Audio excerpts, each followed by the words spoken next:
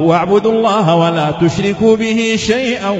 وبالوالدين إحسانا وبذي القربى واليتامى والمساكين والجار ذي القربى والجار الجنب والصاحب بالجنب وابن السبيل وما ملكت أيمانكم إن الله لا يحب من كان مختالا فخورا الذين يبخلون ويأمرون الناس بالبخل ويكتمون ما آتاهم الله من فضله وأعتدنا للكافرين عذابا مهينا